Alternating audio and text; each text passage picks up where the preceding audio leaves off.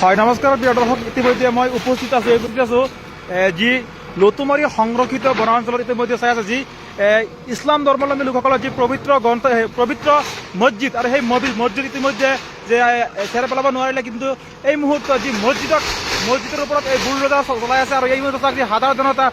উপস্থিত থকাৰ সত্ত্বেও কিন্তু এই মুহূৰ্তত মুখত বাক্য শূন্য হৈ পৰিছে, যিহেতু কোনো ক'বলৈ বাক্য নাই, যি মুখৰ এই শব্দ ওলাব নোৱাৰিলে, কিয়নো এনেকুৱা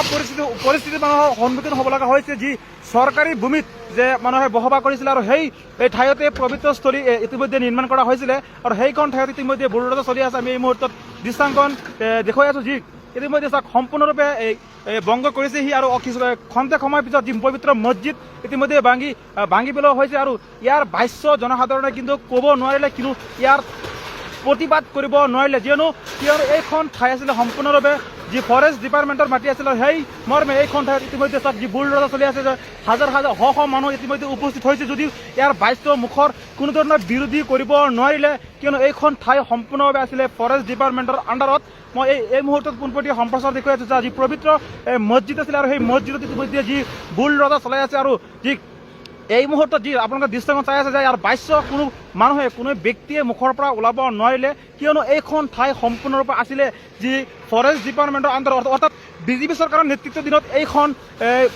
বুলডোজাৰ চলাই আছে। আৰু এই মুহূৰ্তত যি লতুমাৰী সংৰক্ষিত বনাঞ্চল আৰু নগাঁও বন সংমণ্ডলৰ অন্তৰ্গত এইখন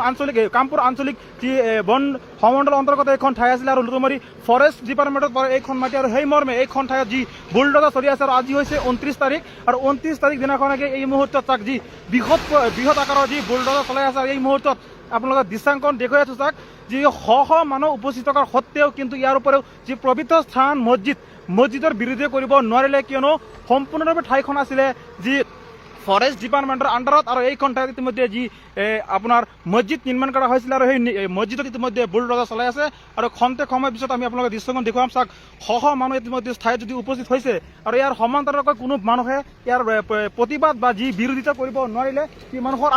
আজিৰ দিনটোত প্ৰত্যেকজন মানুহে যিসকল মানুহে যি চৰকাৰী ডিপাৰ্টমেণ্টৰ চৰকাৰী মাটিত বসবাস কৰি আছে, সেইসকল মানুহ কিন্তু আজি মুখৰ ভাষ্য স্তব্ধ হৈ পৰিছে, কিয়নো ক'ব নোৱাৰিলে। নিজৰ ঘৰ বাৰীৰ লগতে বিভিন্ন ধৰণৰ যি খেতি বাতি কৰিছিলে সেইবোৰ খেতি বাতি ইতিমধ্যে ধ্বংস হোৱাৰ লগতে যি পবিত্ৰ উপাসনাস্থলী যি পবিত্ৰ মছজিদো কিন্তু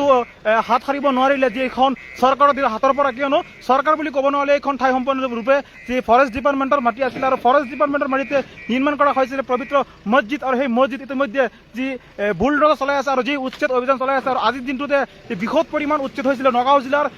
লতুমাৰী সংৰক্ষিত বনাঞ্চলত। আৰু এই মুহূৰ্তত মই আপোনালোকক দৃষ্টান্তন দেখুৱাই আছোঁ যি লতুমাৰী সংৰক্ষিত বনাঞ্চলৰ যি পদুমণি ঠাই বুলি কোৱা হয় আৰু এইখন ঠাইতে যি বৃহৎ ডাঙৰ এখন উপাসনাস্থলী বা মছজিদ নিৰ্মাণ কৰা হৈছিলে আৰু সেইখন ঠাইতে এক বৃহৎ আকাৰৰ যি উচ্ছেদ অভিযান চলাইছে।